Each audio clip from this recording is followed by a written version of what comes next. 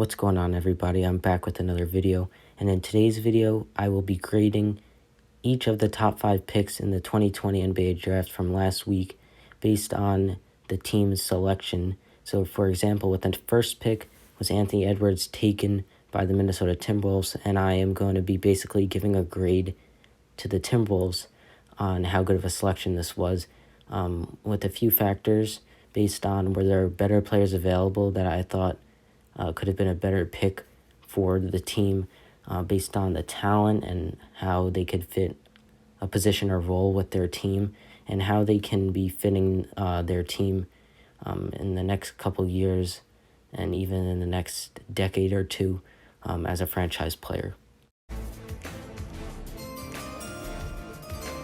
With the first pick in the 2020 NBA Draft, the Minnesota Timberwolves select Anthony Edwards from the University of Georgia. The T-Wolves end up taking Anthony Edwards, number 1 overall. I'm going to give this pick a grade of an A.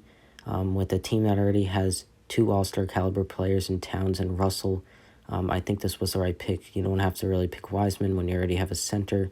And I think they don't really need LaMelo. They need a player like Anthony Edwards to complement them and play well in their offense. Taken with the number 2 overall pick in the draft was James Wiseman from the Golden State Warriors. I'm going to give this pick an A+ because I feel like he was the best available player that they could take to play around guys like mainly Curry now that Thompson's out. I think he can be in a starting lineup with Curry at point. If they do end up keeping Wiggins, he could probably run shooting guard or small forward.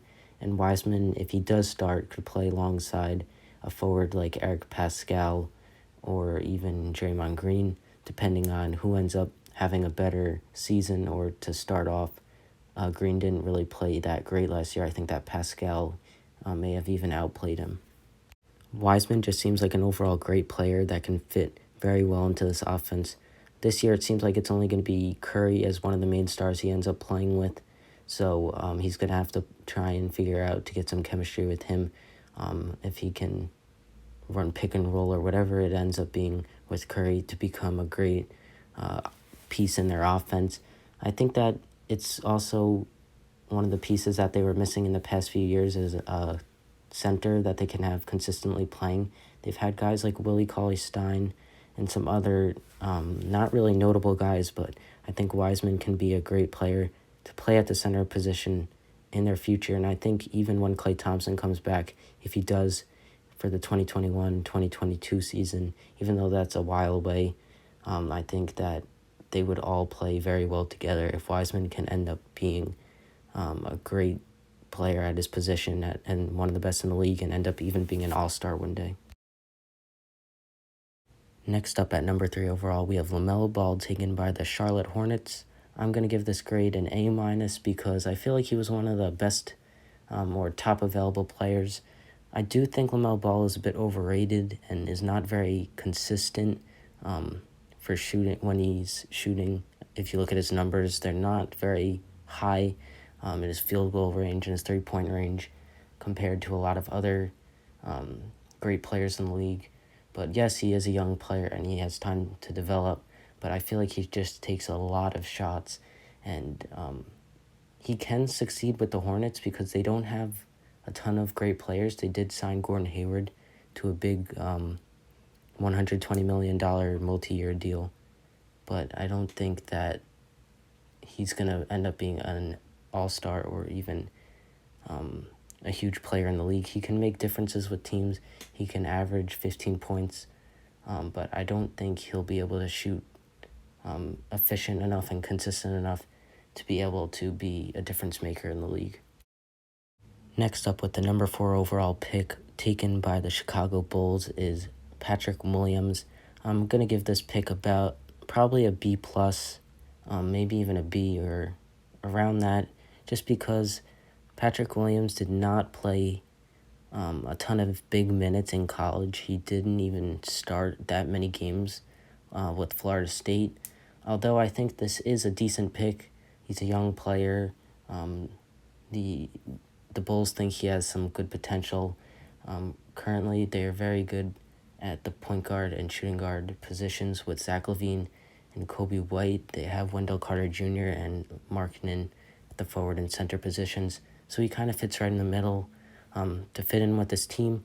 I'm interested to see if the Bulls do end up making any moves at the trade deadline this year, or even before it, if they're going to end up dealing Markkanen or Carter. I think they'll keep Kobe White and Zach LaVine unless they end up trading Zach LaVine for like a bigger piece or another all-star. So I think this was a decent pick, but it's kind of a risky pick, but it could end up benefiting them. Obviously, if he ends up having a good career. And I think he kind of fits one of the missing positions that they need in this team if he can develop to that point. Next up, we have Isaac Okoro taken number 5 overall by the Cleveland Cavaliers. I think this was a pretty good pick, and I'm going to give this a grade of an A-. With the players available in an average draft class, I do think that this draft class isn't bad.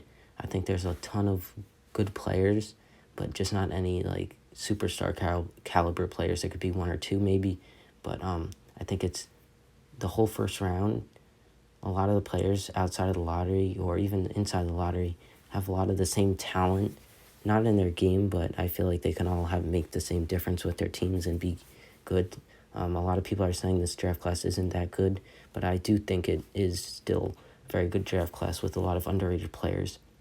So I think this is a very good pick by the Cavs. As I said, probably an A-.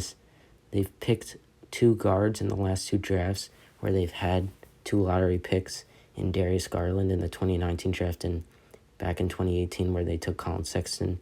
So I think it was time to get either a forward or a center. So this was a good pick. Still have Kevin Love and Andre Drummond on their team. Tristan Thompson did sign with the Boston Celtics on a 2-year, $19 million deal. So they don't have him, but he wasn't even really starting. But Kevin Love and Andre Drummond would probably have that position anyways, so not a huge loss for them. So this is a good signing. This is a good pick by the Cavs to get Okoro. I think that he can fit in well. Obviously, he might not have a starting position with them starting on day 1 or game 1.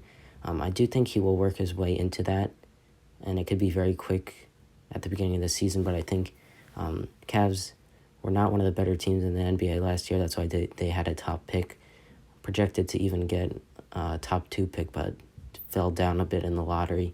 So I think this is still a solid pick that they can work with, and that will do it. That is my top 5 picks in the draft and what my grades were on for each one. I hope you did enjoy. Please leave a like down below and comment what were your opinion on the picks. And did you like your favorite teams, what the players they picked? Do you think they'll be good? Just really anything. I'll answer every question or every comment that you leave. So thanks again for watching. Turn on notifications for weekly NBA and sports content, and I'll see you next time.